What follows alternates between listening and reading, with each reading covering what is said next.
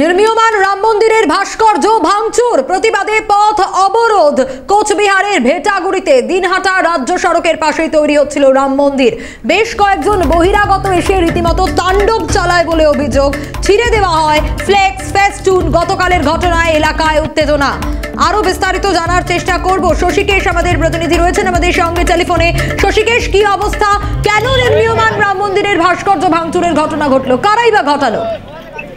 দেখো, এই বিষয় নিয়ে কিন্তু কারা ঘটালো সেটা নিয়ে কিন্তু যেটা অভিযোগ করা হচ্ছে স্থানীয়দের পক্ষ থেকে, মূলত যে গতকাল রাতের বেলা দুষ্কৃতীরা এসে তারা কিন্তু মূলত নির্মীয়মান যে মন্দির, রাম মন্দির তৈরি করা হচ্ছে তার যে জিনিসপত্র সেগুলো ভাঙচুর করা হয়। এরপরে এলাকার যারা মানুষ রয়েছে তারা কিন্তু পথ অবরোধে নামে। যদিও পরবর্তী দিনহাটা থানার পুলিশ আসার পর সেই পথ অবরোধ উঠে যায়, তবে আজকে তার কারণে কিন্তু এলাকার যে মানুষ রয়েছে তারা কিন্তু দিনহাটা থানায় একটি লিখিত অভিযোগ দায়ের করেছে। সব মিলিয়ে এই ঘটনাকে কেন্দ্র করে রীতিমতো শোরগোল করে গেছে গোটা এলাকা জুড়ে। ধন্যবাদ শশীকেশ। কথা বলছিলাম প্রতিনিধি শশীকেশ রায় ছিলেন আমাদের সঙ্গে। এই আক্রমণ হয়নি সারা ভারত জুড়ে যখন উৎসব চলছে রাম মন্দির উদ্বোধনে, পশ্চিমবঙ্গের বুকে কেন এরকম ঘটনা ঘটছে এটা প্রশ্নের বিষয়। বাবরের শাসনকালে মন্দির ধ্বংস করা হয়, একই ঘটনা মমতা বন্দ্যোপাধ্যায়ের শাসনকালে হলো। নিশীথ প্রামাণিকের প্রতিক্রিয়া শোনাবো আপনাদের।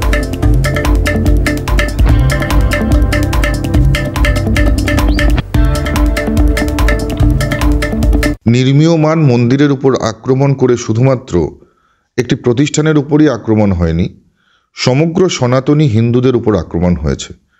এবং সর্বোপরি এটা বলবো যে সারা ভারতবর্ষ জুড়ে যখন ভব্য রাম মন্দিরের প্রতিষ্ঠা উপলক্ষে, প্রাণ প্রতিষ্ঠা উপলক্ষে একটা উৎসবের মাহল রয়েছে, সেই সময়ে যখন ভারতবর্ষের কোনো রাজ্যে এই ধরনের ঘটনা ঘটেনি, পশ্চিমবঙ্গের বুকে দাঁড়িয়ে কেন এই ধরনের ঘটনা ঘটছে এটা কিন্তু একটা প্রশ্নের বিষয়।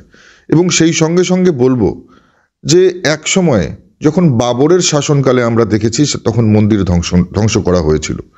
ঠিক একই ঘটনার পুনরাবৃত্তি কিন্তু তৃণমূল কংগ্রেসের মমতা বন্দ্যোপাধ্যায়ের শাসনকাল যখন পশ্চিমবঙ্গে চলছে, সেই সময় এই ধরনের ঘটনা কিন্তু অত্যন্ত লজ্জাজনক বলে আমার মনে হয়। বারংবার যখন রামনবমীর রাম পুজোতে বাধা দেওয়া হয়, কেন বারংবার রাম মন্দিরের উপরে, নির্মীয়মান রাম মন্দিরের উপর আক্রমণ হয়? চিহ্নিত করে তাদেরকে সাজা দিতে হবে।